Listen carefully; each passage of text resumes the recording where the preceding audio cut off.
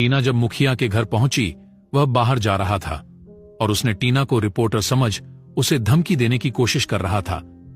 यह देख टीना मुखिया के घर के अंदर जाने की बात कही। मुखिया उसे घर में बुला लिया। टीना एकदम से लड़कियों की तस्करी के बारे में जब बताया तो मुखिया उसे बेइज्जत करने अपने घर वालों को हाल में बुला लिया। टीना बेखौफ होकर उसके सामने अपनी गन निकाल खुद के घुटने पर मारते हुए उसकी और उसके घर वालों की तरफ ठीक ही नजर गढ़ाए डेविल स्माइल के साथ मुखिया की मजाक उड़ाते हुए बोली, इतने ही हैं या और भी लोग पीछे से आ रहे हैं? क्यों ना अपने गांव वालों को भी बुला लेते, मेरा भी काम आसान हो जाता।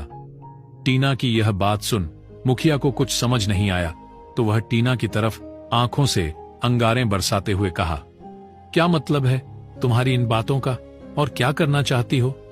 टीना ने कहा, कुछ नहीं, मैं सोच रही थी कि तुम्हें यहां से घसीटते हुए ले जाकर गांव वालों के सामने कुत्ते की तरह मारूं और तब सच्चाई उनके सामने तू खुद ब खुद खुबूलेगा।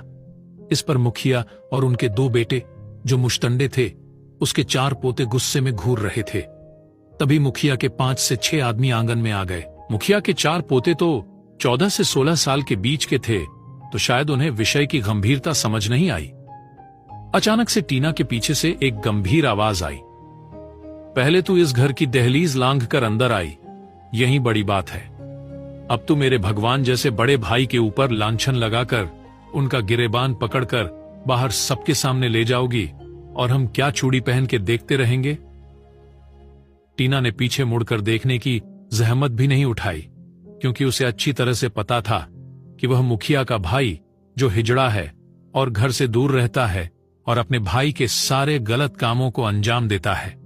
टीना ने बिना पीछे देखे ही सामने मुखिया और उसके बेटों की तरफ देख उसके भाई की मजाक उड़ाते हुए बोली, चूड़ी तो पहले से ही पहन रखा है आपने, तुम मुझसे क्यों पूछ रहे हो? टीना की बातें सुन उसके पीछे खड़े मुखिया के आदमी हाथ में पकड़े खंजर के साथ आगे बढ़ने वाले ही थे।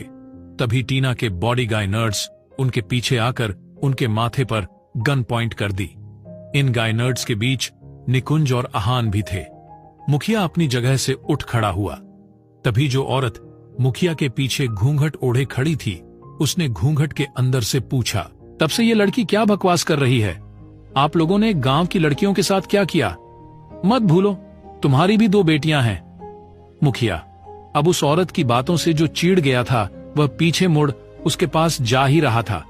तभी टीना ने अपने दोनों हाथ जोड़कर गन को बीच में पकड़ लिया और ऊपर उठाते हुए थोड़ा साइड में झुक गई और नाटकीय अंदाज में बोली, नमस्कार मुखियानी जी, बड़े भाग्य खुल गए, हमारे जो देवी के दर्शन हो गए। टीना को ऐसे नाटक करता देख आहान का मुंह खुल गया और दूसरी तरफ निकुंज टीना को धीमी आवाज में गाली दी, लो शुरू हो गया इसका नाटक। मुखियानी टीना की बातों पर गुस्से में बोली, मैं कोई देवी नहीं, अपनी बकवास बातें बंद करो और निकलो यहां से। और अगर जो तुम मेरे पति के बारे में झूठी बातें फैला रहे हो उसे साबित करने की हिम्मत रखती हो तो चलो मैं तुम्हारा साथ देती हूं, वरना उसका अंजाम भुगतने के लिए तैयार हो जाओ। ये कह उसने अपनी घूंघट उठा ली।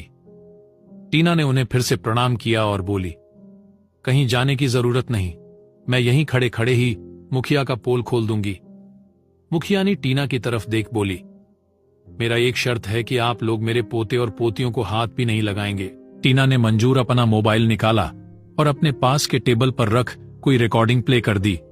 आदमी ने पूछा, मुखिया जी आपने जिन लड़कियों को इस बाजार में बेचा वह यह नहीं दिखी? मुखिया ने पूछा, उस बाजार के दूसरी औरत के पास देखा? आदमी ने कहा, हां वहां लड़कियां थीं, लेकिन अब तक उन्हें धंधे पर नहीं बैठाया। जब पूछताछ किया तो पता चला कि उनकी नथ उतरने के बाद धंधे पर बैठाते हैं।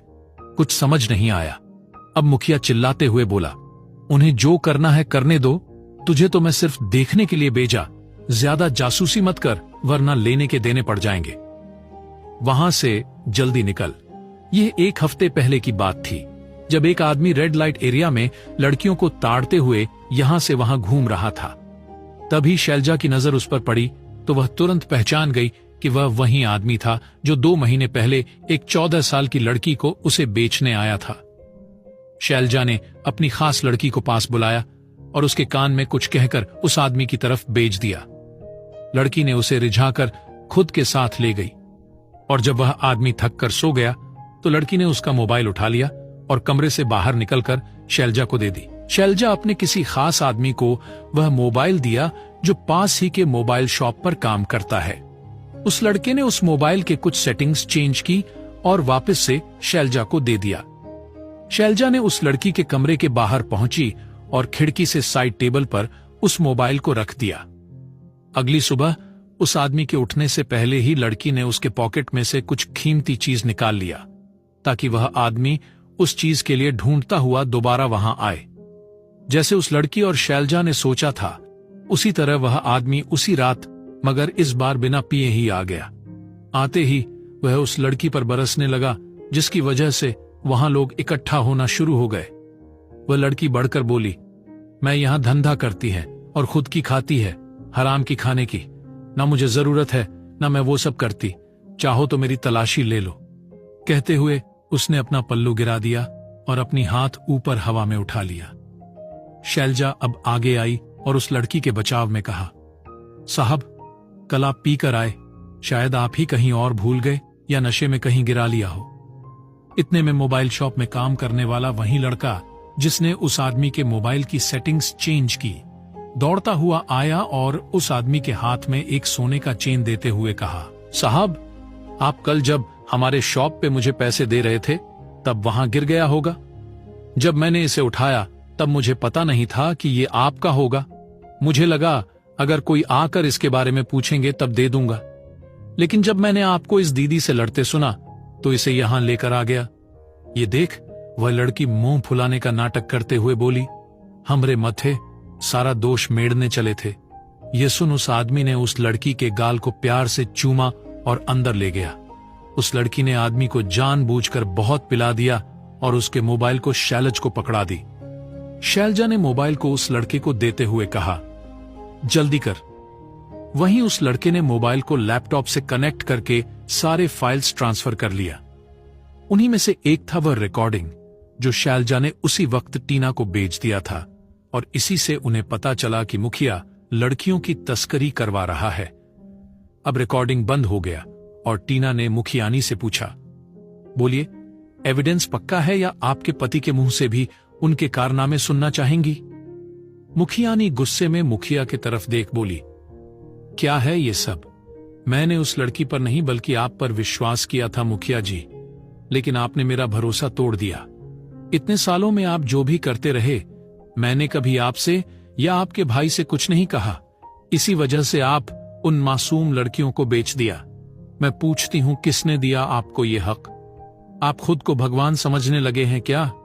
कुछ तो शर्म करो। आगे भी कुछ और बोलने वाली होती है, तभी मुखिया गुस्से में उसके सामने आकर अचानक से हाथ उठा दिया। अब टीना मुखिया के सामने ऐसी खड़ी हो गई जैसे वह मुखिया और मुखियानी के बीच में खड़ी हो। उसने तुरंत अपनी गन मुखिया के सीने पे थान दी और उसके आंखों में सीधा देखने लगी। तभी मुखिया का भाई गुस्से में उसके पास आते हुए दांत बींचकर बोला, औरत मर्द के नीचे ही दबी हुई अच्छी लगती हैं। यह हमारी घर की बात है, बीच में से हट वरना मेरा भाई तुझे भी नहीं छोड़ेगा। टीना अभी तक एकटक मुखिया के आंखों में घूरे जा रही थी। अब वह गन से ही मुखिया को पीछे ढकेल रही थी और अब मुखिया को देखते हुए उसके भाई से बोली, मुझे आप लोगों के घर के आपसी झगड़ों में कोई दिलचस्पी नहीं है, मुझे सिर्फ इनके मुंह से सच सुनना है। मुखिया उस पर तंज कसते हुए बोला, तू मेरे बाल भी बाका नहीं कर सकती, तू मुझे नहीं मार पाएगी। अगर मार भी दिया तो मैं साफ बच जाऊंगा और अब तुझे अपने अंजाम के बारे में सोचना चाहिए। तो एक काम करते हैं, फॉर अ चेंज अपने बीवी और बहुओं को आंगन के बीचों बीच खड़े होने के लिए कहो।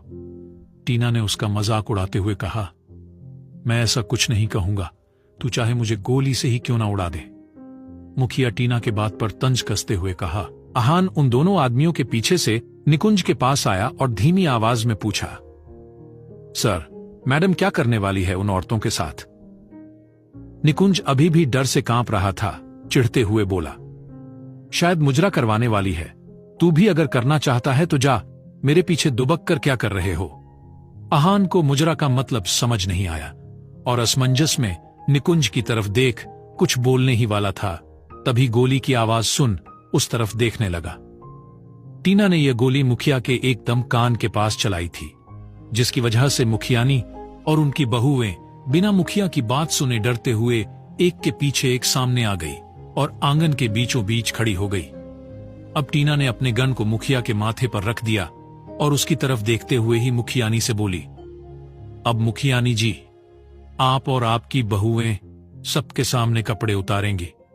ज्यादा टाइम नहीं है मेरे पास, जल्दी कीजिए वरना आपके पति के खोपड़ी के चीथड़े उड़ जाएंगे। ये सुन मुखिया घबरा गया और हड़बड़ाते हुए बोला, क्यों कपड़े क्यों उतारेंगे वो लोग? मुखिया की बात सुन टीना थोड़ा हंसते हुए बोली, क्योंकि आप अपने जान पर बनाने पर भी हमें सच नहीं बता रहे, तो मैंने सोचा क्यों ना यह तरीका अपना कर देखा जाए। मुखिया अब अपनी नजरें कभी अपने बेटों पर तो कभी अपने भाई पर टिका रहा था। एक बार जब उसकी नजरें अपने भाई से मिली तो उसके भाई ने आंखों से इशारा करते हुए उसे आश्वासन दिया कि टीना कुछ नहीं करेगी। मुखिया अपने भाई के इशारा पढ़ अपने मन में सोचा, सही है, ये भी तो एक औरत है, दूसरी औरतों के साथ वह सब नहीं करेगी, यह सिर्फ मुझे डराने की कोशिश कर रही है। इसे भी करने दो अपनी मनमानी, इसे बाद में देख लेंगे। टीना ने गुस्से में चिल्लाया, जल्दी। यह सुनते ही वह लोग घबरा गए और तीनों अपनी अपनी घूंघट उठाकर अपनी पल्लू को नीचे कर दिया और जैसे ही अपनी ब्लाउज की डोरियां खोलने लगी, तभी मुखिया जो आंखें फाड़े उनकी तरफ देख रहा था चिल्लाते हुए बोला, रुक जाओ, मैं सच बताता हूं। अब मुखिया सब सच बता देगा या ये उसका कोई चाल था? जानने के लिए सुनते रहिए।